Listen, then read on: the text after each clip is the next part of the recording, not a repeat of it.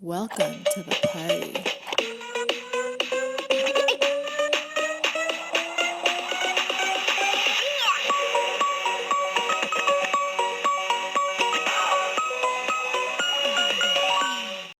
Happy Memorial Day to everybody out there from Johnny and TheGreg. It's a Topic Thunder Monday on Memorial Day. And we are going totally random today. We are going to learn. In fact, So we have a list. we do have a list, but before we do that, let's just take a second to say thank you to those that served. It is Memorial Day. Memorial Day is the time where we remember those brave men and women that joined the armed forces and were not able to come home. They gave their lives for the country. It's not just a barbecue day. So while you're out there enjoying the time with your family, just take a second and realize what that cost. So, Yeah. okay. Last thing I wanted to add to that actually is make sure I don't know, not every veteran is like this, but I've talked to enough where they don't really like to be told happy Memorial Day to them. Correct. I could think of 1,000 reasons why. So just keep that in mind. If you're talking to a vet, Memorial Day isn't for him. Veterans Day is for him. There's a big difference, and they care about that difference for obvious reasons. Yep. So, Greg, before we go further, I say it's only fitting we take 5 seconds to just be in silence and just for the people that fell. Let's do that. All right, here we go.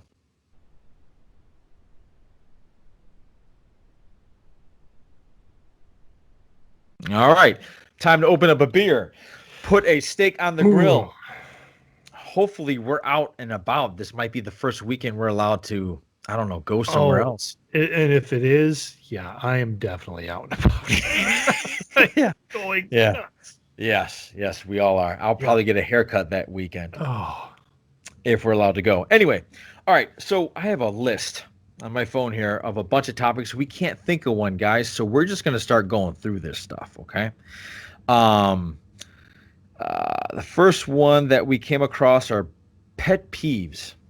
Do you have any pet peeves, Greg? Oh, I do. Go for it. Yeah, I'm not. The one that kind of gets me the most, I'm not a big fan of mouth sounds. You mean? Yeah. Okay. Keep that in mind. I have 3 children, and we call them smackers, because they will, they just open their mouth to take a bite of something, and all I hear is, or they chew with their mouth open, anything. I'm just like, oh, stop it. I mean, so it's just like nails on a chalkboard. It cuts, for me, it cuts through all other noise. The TV could be up all the way, and I'm going to hear them munching on popcorn or something. And I'm like, do you have to? Shut your mouth. Yeah, and now all I have to do is look at them, and they're like, sorry. As a Cheeto falls down their sweatshirt. Yeah. So I have 2 actually right off the top of my head. People that talk in movies, can't stand that. Especially my dad was the king of it. My dad would go, all right, Dick, quit monologue and get to the point. Like, it's like, Dad, like, shut up. Or my dad would go, this is where he dies, real loud. It's like, Dad, like, what are you doing? Shut up. Anyway, I do love you though, Dad, but you had that boring habit. You had that horrible habit of doing that. And the other people that are talking so loud on their phones. Oh, yeah. And they're out in public, like, talking so loud. There's those, I don't even know what the commercials are about, but like people that are becoming their parents. Yes, that's a hilarious commercial. There's one where like the woman's got it on speaker and she's talking really loud, and they're like, everybody can hear you. It's like, we don't need to hear that. I love that. Those are great commercials. Oh, yeah. You feel the draft in here? I feel a draft in here. It's kind of going right there. But especially now the people that are doing FaceTime. Yeah. So they're going, yeah, Jim. So I don't know. I mean, she's just a bitch. And, you're like, dude, like, I'm right here. Like, what are you talking about? and then they look at you like, mind your own business. Oh yeah, no. You're Really? like, yeah. Yeah. So that's the one thing I'm grateful about the 6 foot social distancing lately. I'm happy about Yeah, that. get away from me. Yeah. Oh, I was at Costco the other day, and masks on, whole deal. But I'm sitting there, and there's this woman, and she's just because they have plants right now. It's springtime. They have plants at Costco, and she wasn't satisfied with the plants that were the closest to her. She wanted to see what was back there. And now this woman came up to about my elbow, and her husband came up to just below my shoulder. And they want to see what's in the back. And you were the guy next to him. And I'm like, she kind of turns around and she locks eyes on me right away, because that's really all you can see when you're wearing a mask is that. Mm-hmm. And she goes, and I'm like, I just literally go, need some help, ma'am? She's like, can you get the ones back there? And her husband's like, she didn't ask me to get them. And I was kind of like, well, I could boost you up. But that would kind of violate the 6 foot. Yeah, I completely demasculated this like man in his mid-50s who comes up to my shoulder. I'm like, you wanted me to boost you up? I didn't even think about it until later. I'm like, oh, I'm sorry. Oh, yeah. So for anybody out there, if you happen to listen to the show, sir, and that was you, he didn't mean to do it. No, I didn't at all. Greg's a good guy. Oh yeah, I pulled some plants down. I'm like, there you go. I'm not putting them back up there. I'm gonna go. You're one hell of a guy there, Greg. Yeah. What are some of the most damaging trends the world has seen?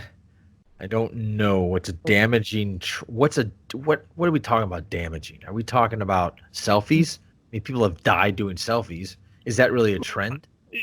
Yeah, I mean trends. I mean, I think some of the stupid internet challenges that we've seen. Licking a toilet. Oh, the Tide one. Licking a toilet, eating a That's Tide pod. damaging. Yeah, that's wrong. I mean, I saw one. It was just so. And granted, if someone cheats on somebody, yeah, I think you're a garbage person. I just do. But this guy, it looked like, if I had to place it, I think they were maybe at the sand dunes in Michigan, along Lake Michigan. That's what it looked like to me, but it could have been somewhere else. It was just this really deep, really steep sand dune. Okay. So this guy's videotaping him and his girlfriend and his buddy. They're like, hey, we're going to the dunes, blah, blah, blah. They put her on like a snow sled and she goes sliding down. And he turns to the camera and he's like, she just cheated on me. And they take off running and abandon that girl at the bottom of the sand dune. I understand why he wanted to do that, but now I'm like, that's not the best way to go. That's not. I mean, just tell the best way to go. I mean, you're not hurting her. Well, you will hurt her feelings, but she has the story of how a guy broke up with her by abandoning her at the sand dunes. She gets to leave out the "I cheated on him" part. Well, it's not only that. It's. Look, I get it, man. I've been cheated on. Greg, you ever been cheated on? Yes. Okay. It hurts. It sucks. It's embarrassing. Yeah. It's a gut check. It's a kick in the balls. It's whatever it is, a punch in the soul, whatever you want to do. It's not a good feeling. I know the first instinct is to basically any way you can get them back, but I think you got to pull back on that, man. You can't do that. You can't do that because I'm a believer in karma, and I'm not saying karma won't get to them, but it'll also get to you for not handling it well. I just believe that. I've seen it happen too many times. Yeah. When it happened to me, I was an extremely young man in high school, and I did not take it well. It didn't. No, Did you do a revenge thing? Kinda. It wasn't like a plotted out kind of thing. So, girl cheats on me, we break up, whatever. Fast forward like a week, maybe 2 weeks. So I'm still in pain as a 16-year-old man, 16-year-old boy, just like, and it's noon hour, and she's walking around selling the school paper, right? And so she has like, you remember those like popcorn tins, like the 3-sectioned popcorn tins that you Yeah, get yeah, for yeah, Christmas? yeah. Well, that was emptied, and that's where she was collecting money as her and her friend were going around selling the paper. It's at noon hour. We're in the gym playing basketball. She's walking around selling papers. She Right. comes by me close enough, and I have this idea of like, this will be fun. And it was a snap decision. Didn't think about this. I I didn't kick it hard, but I put a pretty good pop on the bottom of that bucket, that drum, and change just went everywhere, like everywhere. Yeah. Because people were, it was like 25 cents or 50 cents to buy the school paper or whatever it Right. was. Yeah. Yeah. And she didn't have that much. It wasn't like it was 5 pounds of change. It was Right. just a little, it went everywhere. Um, Her face was like, oh, and I immediately went, that worked way better than I thought it was gonna. And then I feel really, really bad about it because while it got her like in the face, I just realized like the school paper, like whatever profit they had is now all over the gym floor. So she picks it up, stuff like that. I'm walking to the next class. Some people stop me who were the writers of the school paper, and they're like, "Hey, why are you an asshole?" Um, and to add to my assholiness, I'm like, "What? How much do you think you guys were out?" They're like, "Well, I don't know." I'm like, "What? $10?" What they lost? They lost the money. Well, yeah. Well, they tried to pick it up, but it was like change, right? And it went all over. Somewhat, maybe it went under the bleachers. I don't know. Oh, I okay. said, whatever you think you lost, and I gave him like $10, and I'm like, that should cover it. And I kept on walking, thinking, oh, I just played that like a badass. No, I didn't. so, so yeah, it was one of those times where, yeah, it was not a good revenge, and then I felt guilty. I did. So I know you're looking at me like you're like, what did you do? Yeah, I'm just kind of like, okay. It's kind of funny. It's like, I'll be honest, Greg. I expected a worse story, like you would depants her in front of this gymnasium or something like that. No, I wouldn't do that. But And no, I know you wouldn't, but I just feel like what you did kind of like you probably gave them more money than they lost. Um, I don't know. like I wasn't an evil person. I was. No, you're I was. you're not an evil person. I was You're a mad 16-year-old boy who made a split decision, and that's not even revenge on right. being cheated on. I mean, she fucked another dude, and we were 16. So, and I Wow. wasn't. I wasn't. We were not there in our relationship, but she just went off and did that. And How dare her? well, it was funny. Well, I'm Funny. sorry, that has to hurt. It did. Well, what was course. weird is that one girl, like every day I saw her, she's like, "Hey, are you guys still going out?" And I was like, "Yeah," and she was doing it for like 2 weeks, and then finally I went, "Hey, do you know something I don't? Because you're asking me every day." Oh, And she was like, "No, I don't know anything." Yeah, she totally knew. So girlfriend and I broke up, and I found out about her indiscretions like, I don't know. let's call him Chet. His name was Brandon. Yeah, it was like a week or 2 weeks later I found out about. I don't know. Oh I man, found out about that Brandon. sucks. Yeah. Sucks. I can't. I know I've been cheated on. I just can't recall it. Well, and the only reason I can recall it is because that's the only time it It's happened. Yeah.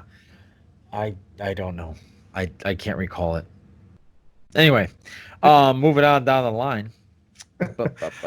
I'm pretty sure everybody we just mentioned does not watch the show. So Yeah, that's true. This is an interesting one that as we were actually doing this, we had I thought it was interesting. So stay honest with what your first opinion. How do you measure success? Yeah. For me, I've always thought about it financially. Financially. And again, I've never thought about it as being like stupid rich, but to me, like that success factor is being able to make your bills on time all the time, and then have something left over to either save or spend. Right. It's funny. I thought to myself when I saw this question, I thought, well, it's different. It Mhm. has shifted. Success to me right now isn't what success to me was even in my 30s. Success in my 30s was like I'm gonna be a millionaire, like or be a doctor or a lawyer. And when you walk in the room, everybody knows who you are, or there's a presence about you to where people are like, "Who is that? I need to know that." And Oh, you you have have that. You have. I don't have that anymore. And I Oh, used to yes, you do. no. I feel like I used to manufacture that. Like I used to try and do that. Everybody has to manufacture that. Really? Yeah. Are Yeah. you, are you talking about like when they walk in, you're confusing me. Are they talking about when you walk in? Right. People notice you when you walk in a room. You still have that. Okay. Then I'll move on. What I'm trying to say is like I guess how I I viewed think I get what success you're was like Will Smith, right. you know. That's how I viewed success. How I view success now is what am I leaving when I leave? Right. The legacy piece. The legacy, without a doubt, it has to be the fact that I have a little girl now, and I'm thinking about how my actions will form her in some way. I'm not saying it's going to make her a personality, but I have a feeling she already has quite a crazy little personality that I'm gonna be losing all this hair you see now, people. I'm gonna be losing this very soon with me. Um, Welcome to the club. yeah, but I feel like it's I don't care how rich you are. I care how good of a person you are. Right. And I care how you treat people. And that I feel that really reflects with their children. Hmm. Are their children appreciative of their success or like I've met a lot of shitty kids and it's because the Hmm. parents put the wrong messages in them. And that makes me I don't care how successful you are, if your kid treats somebody like shit, Right. you know what I'm saying? So No, that's how I I do. measure success now. And like when you ask me that, like, and this is like I can start to reason myself into, you know what? No, it's not all financial piece. I mean, you're right. There is a legacy piece there. There is how you live your life. And I've said it before on the show. It's not how much money you make, it's how you make your money. Um, but I at the same time, when I think of traditional, like, are you a success? There's a piece of me that still wants to go, I don't need to make a lot of money, but I'd like to make a little more than what I have been. I mean, but it's because I've chosen fields and I've chosen these fields. I understand Right. this. No, and yeah, you're not blaming anybody for Right. it. No, no, not at all. I work for nonprofits. I've worked in on public education. People don't get rich doing those. What? Maybe in Chicago. Maybe if you can work a couple angles in that particular political aspect, you can make money. But yeah, I mean, I know what I was getting into.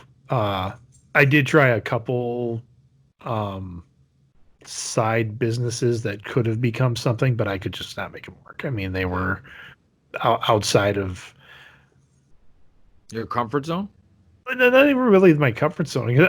They were systems that I had bought into with Yeah. full knowledge of what I was getting into, and I did the system, um, said all the words, did all the stuff, and it didn't take off for me. Mm. So I don't know. I mean, I see now it's funny. I look at you I look at you and I think you're successful because I think you have number one, I think you have outstanding character. I think you're an honest man.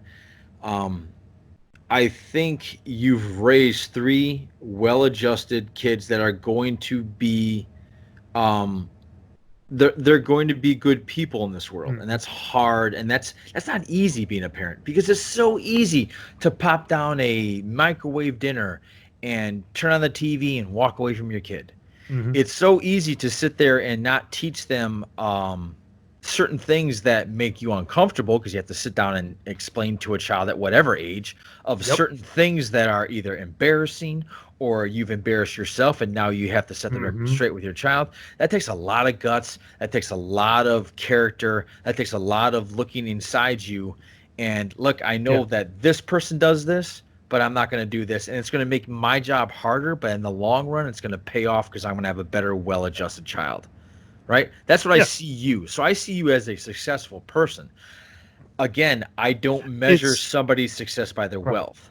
It's all a matter of categories. It really is. Yeah, you're right. Where I'm successful in some categories, I would not consider myself an overwhelming success in others. Now, how that balances out, I don't know. You know, it all comes down to I'm doing a job that helps people, which I think is important. I think I do it well. And I'm raising kids that aren't assholes. Yeah. Are you happy, Greg? About 85% of the time, are you happy? I think so. I mean, most of the time I've got a pretty good outlook on life. I mean, I am positive. I mean, in my demeanor. Right. But no one's like that all the time. No, actually, that rapper that you turned me on to recently. Yes. I'm identifying with his stuff, but not in that, like, I'm not where he is. Right. In terms of what he's rapping about, but I'm still like, yeah, I understand. Yeah. Well, I mean, right now we're dealing with so much. Everybody is. And I know there's levels, you know, what one person finds as a problem, another person would dream and love to have that problem. But anyway, there's many different levels. Yes, there's a lot of people worse off than me, and I get that. So. Yeah. All I'm saying is I feel that if you ever ask yourself, or you ever look in the mirror and you ask yourself, and I'm talking about anybody that listens to this show, if you're looking in the mirror and you're asking, am I successful? Are you happy? Do you make the people around you happy? If the answer is yes, then guess what, man? You're successful. It may not be on whatever goal you set yourself up on, but if you're being a good dad, if you're being a good husband, if you're being a good person, guess what? In my book, you're successful. So I think everything else doesn't matter. I think that one thing we're going to learn from this quarantine, I heard somebody say it. I thought it was a great way to look at it. Oh, it was Drew Brees. Drew Brees. Yeah. I like Drew Brees. Yeah, he's a good guy. He's one of my he's one of the guys I would look up to for sure. He said we're gonna find out after this what we please let me get this right. What we don't really need, and what we're also gonna we're gonna figure out what we don't need, what we really didn't ever need, and we're going to also figure out what we truly need, and we're also going to figure out what's important. So those are positive things to pull from this. I think certainly you're reevaluating a lot of relationships, in terms of, like, there are people that are calling and asking if you're okay and checking up on each other. Yeah. You're right. And then there are people that are not really worried about it. You haven't talked to in 2 months, and they're not calling you. It's one of those, like, I don't know. We've got a couple people in our lives that were saying, "Hey, are you guys okay? Do you need anything? You guys good?" Yep. Yeah. And that's not reciprocated, and I'm just kind of like, "Do you care about how we're doing?" So anyway, that's a different topic. Yeah, I found the thing from Drew Brees. It says, I think that when the dust settles, we will realize how little we need, how very much we actually have, and the true value of human connection. Couldn't say it better. In fact, I tried to say it better and I couldn't. So I thought that was awesome. I think that's a great way to look at this, whatever we're going through right now. Anyway, I think we're done, man. We got 24 minutes in. We're going to call this Topic Storm 1. Yeah, Topic Storm. Yeah, we just went through a bunch of topics to see what land and what we could talk about. Let's go to our fact of the day. The Blue Angel pilots do not wear G-suits because the air bladders inside them would repeatedly deflate and inflate, interfering with the control stick between their legs. Instead, they tense their muscles to prevent blood from rushing from their heads and rendering them unconscious. That's why so many people pass out in those things. Have you seen where they like take people up? Yeah, I've They're seen actually like stars pass out and stuff like Yeah. that. Yeah. Out of 262 Blue Angel pilots, 26 have been killed during training or show accidents giving the job a 10% fatality rate. I wonder what the highest fatality rate is. For a job? Yeah. Google. What's Google have to say about that? Highest fatality rate.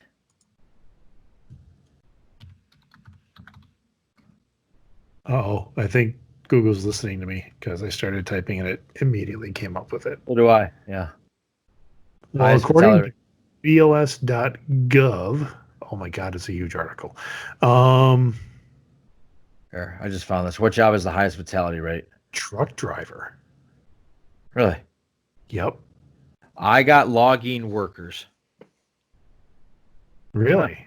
Yeah. It says the occupation with the highest fatality rate is logging workers with a 135.9 fatal work injuries per 100,000 workers, which equates to a 91 total fatalities over the course of a year. Okay, now I'm looking at. Oh, yep.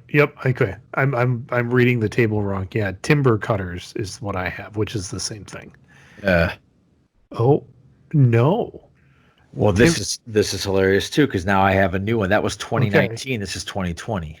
Okay, the one I'm looking at is from 95, so it's obviously very old. But in 95, fishers had the highest mortality. Oh, you mean like the ice, like the Perfect Storm guys? Fishermen, like out in yeah, Alaska. that's like deep sea fisher kind of guys. All right, I got the 10 deadliest jobs in 2020. It has to be healthcare professionals right now, right? Yeah, I would possibly think so. All right, the deadliest jobs are. I'm hitting up the actual report. It says here. It's not giving it to me. All right, so I'm on Business Insider. All right, I got it here now. Logging workers, fishers and related fishing workers, aircraft pilots and flight engineers, roofers. Yeah. Refuse and recyclable material collectors, driver and sale workers and truck drivers, farmers, ranchers, and other my mouth is dry. Agricultural managers, that's still wrong to say that. Structural iron and steel workers, first line supervisors of construction trades and extraction workers, first line supervisors of landscaping and lawn service and groundskeeping workers. Huh. What do you got? I think I'm looking at the same one because it's about the same, but I'm wondering why sanitation workers, I mean, for lack of a better word, that's garbage men. Yeah, but sickness, maybe they get a cut and then it gets really infected. I wonder. I mean, my first thought went to, are they getting caught in? Yeah. Which sounds not right. Like there's safety measures for that. I'm thinking maybe they just get sick because they're outside all the time, or maybe they get. No, hit. I don't think it's because they're outside all the time. I think it's because like they're picking up some nasty stuff all the time, and they're always around bad stuff. That could also like waste. That could also be like toxic waste people. That could be. Like, you're right. It could be all of that. Yeah. A lot of construction jobs. Yeah. Yeah. Well, that is by the time you're 40, if you don't have a supervisor role, you're in trouble, man, because that back is given out, or those, things like that. So a friend of mine is a contractor and he's hiring a guy. He just put an ad out to hire a new guy. Yeah. And, part of me, I'm like, man, I wish I kind of knew how to do that stuff. Me too. I would love to know how to do that. But then I thought about it. I'm like, I would not be able to keep up with that anymore. There's just no way. No, absolutely not. I tried a little bit of it. I did side jobs for a concrete guy who owned a concrete company. Yeah. That's tough work. It's tough work. It's tough work. A lot of digging, a lot of maneuvering, like, or manipulating the way you want dirt and gravel to flow. Mhm. It's really weird. It's an art form. It really is. I knew I wouldn't make it. So last weekend I installed 2 ceiling fans in my house, Yeah. which means per ceiling fan, it took like a little over an hour to take down the light fixture that was there and put. So I'm like this. Shoulders Oh, burning. my Yep. shoulders are burning. My neck is jacked up. I'm like, Yeah. Yeah. I'm old. Yeah. I hear Oh, you. and I installed a new faucet, which means I had to squeeze in. Yeah, I had to squeeze That's my always fun for big people, shoulder. isn't it? Oh yeah, no, Yeah. That's always fun. I'm literally like doing a half a pull up, which is Yeah. about as much as a pull up as I could do, is about half of one. So I got my arm around the sink, jack myself up to get the reach, and I've got the garbage disposal pressed against my face. That's right around the time a kid goes, Dad, what you doing? Well, they used to. Now they Yeah. either now I've got them standing around me because like you drop stuff and you're like, where's it at? Yeah. Hit me the screwdriver. So Yeah. yeah, it was kind of like a big home repair weekend around here. Yeah. Yeah. So- We're hitting that a lot too now. So Yeah. all right, guys. So if you're still quarantined or if this is the weekend to get out, we understand if you didn't listen to this podcast. For later. Johnny and the Greg, for Johnny and the Greg, you guys have a great weekend, and we're going into the summer, so let's hope we'll be able to go out, go to some restaurants, enjoy some margaritas, do whatever you do to have fun. You guys take care. Johnny and the Greg, Topic Thunder, out. See ya.